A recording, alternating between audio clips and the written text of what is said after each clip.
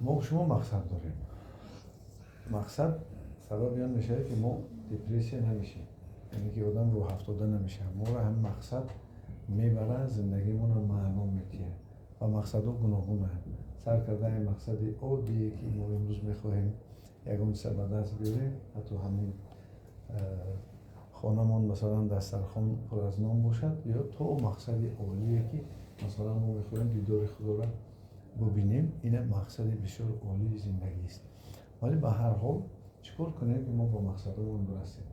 هر آدم مقصد دارد، میگم که باید یک موتیواسیون، یک هوسمندی در درون دلش داره که میبرش به همون مقصد، میخیزانش. یعنی که کارش به پگه نمیسپارن، به پگه نمیگذارن. امروز کار همین روز سر میکنن. برای همین برای اینکه ما با مقصدهای خودمون برسیم، یکم آن در کاری که ما اول مقصد مشخص کنیم، مقصد خودمون رو کنکریتی کنیم، مشخص کنیم. حتی با او درجه ای که وقتی که در فکر ما مقصد میگذاریم، مقصد ما باید در سر ما روشن باشد، ما مشخص چی میخواهیم.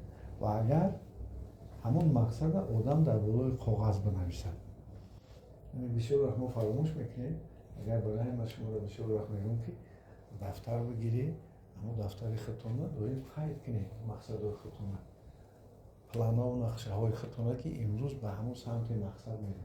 یعنی که وقتی باید با بالای کاغذ که آوردی، هر روز میبینی باید همون قدر پیش نظرت مقصد درست بیار کریستالیزات، یعنی که روشنش کنی که بیار همون مقصد خود رو ببینی. در چی؟ در پیش نظرت، در حسیاتت و در فکرت مقصد باشه. و برای همون مقصد مثلا وقتی که ما شما عملی کردن میخواهیم، ما بدونیم که درباره همون مقصد ما اطلاع باید داشته باشیم، یعنی اینفرماسیون داشته باشیم. ما را البته باید یک کسی یا که میگه و اینفرماسیون یا خودمون از اینترنت میگیریم، یا کسایی که همون مقصد به دست در آوردن انا همونو میپرسیم، یا که متخصصان همون ساحه را، کسانی که در همون ساحه مثلا کار میکنن، از اونها ما باید اخبار یعنی اطلاع بگیریم. این بسیار چیزی چیست؟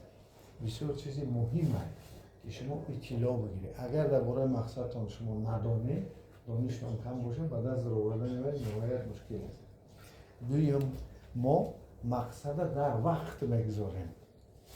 مثلا مقصد یک روزه، مقصد یک هفته نه، مقصد یک ماه، یا که مقصد یک ساله، یا مقصد تمام حیات. چطوری گفتیم که یکی هم مقصدهای انسان، مثلا این دولت پیری راندن است. برای که دولت پیری برانه باید زمینه هاش خوزی رو بسازد، در جوانش پیریش فکر کنه، یک کسب داشته باشه، وطنش تنج امن باشه، یک مناسبات اجتماعی بسازد. برای همین ما در وقت میگذاریم.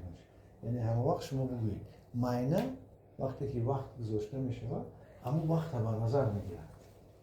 وقتی که اولی بینیم، اولی امکانات باشه، یعنی معنی اینه بعد میگذارد، چون که هر روز معنی یک پرابلم داره که باید حلش کنه. برای مشخص در معنی تو میمونه که فلان سال، فلان ماه، فلان روز و فلان ساعت، این مقصد خدمت به دست میارن، در وقتش بذارید. و سیم، این البته نقشه بکشید.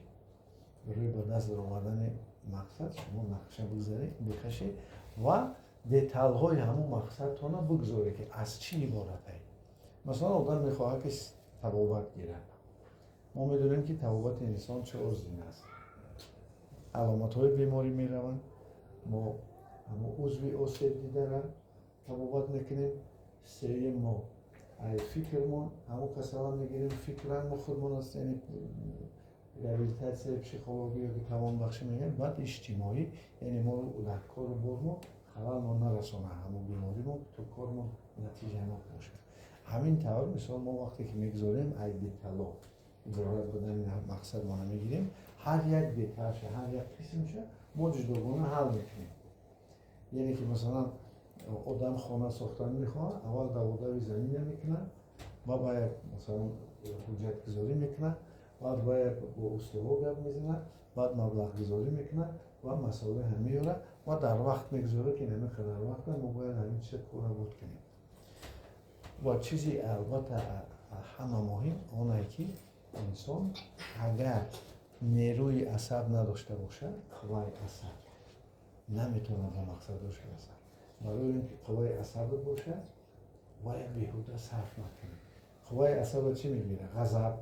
قوای عصب چی میگیره؟ ترس. قوای عصب یعنی که سست و ضعیف میکنه، کارهای بیهوده که برای زندگی که لازم نیستن. قوای عصب وقتی بیهوده را صرف کردن میگیره. قوای عصب مناسبت های ناتنجی چی خانواده چی جای کار میگیره، همه این قوای عصب رو میگیره. برای اینکه شما قوای عصب دویم داشته باشید، هر روز بخیزید بربر مخوات و طرف مقصد خودتون برید، برای صحت سالم باشید، مقصدتون برسید، باید نیروی عصبتون رو بقوت کنید. نیروی عصب ما بقوت میکنیم. البته داروها هست، امروز داروهای بسیار خوب هستن که مثلا چه ویتامین ها هستن، چه قوت دهنده هستن، چه هستن که گردش خون ساز میکنن و چی هست که ما با بعضی پروسیدورهای دیگر داریم که میگذرونیم و همه مهمش مشق‌های روانی تاجیکی هم. برای ما شما را دوی میگوییم که یادگیری نرم کردن بدن، رسلاویچه کردن، یادگیری مثلا فکراتون رو درست کردن و مقصدتون رو در پیش گذاشتن و با تخیل خود چی طور شما هم مقصد به دست آوردید. یعنی خودتون رو در درون همون مقصد ببینید که شما باید که خود بود کردید. یعنی همین طور شما میتونید که به مقصدهای خود برسید. البته فراموش نسازید که یکی از چیزهایی که مردم ما میکنن این البته دستی دو داشتنه، البته فراموش نسازید و البته بدونید که مقصد شما به دست میاره با چی معرفت و دیگران میاره، چون که بعضی مقصدها هستن که شاید به مردم ضرر برسونن.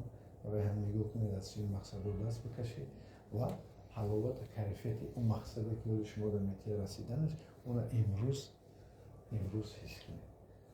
امیدوارم خداوند نصیبتون گردانه که شرایط بهترین دولت ما هست، ما با مقصدهای خود انشاءالله رسیدن میتونیم. همین شرایط رو استفاده برید و به مقصدهای خود برسید. سلامت باشید.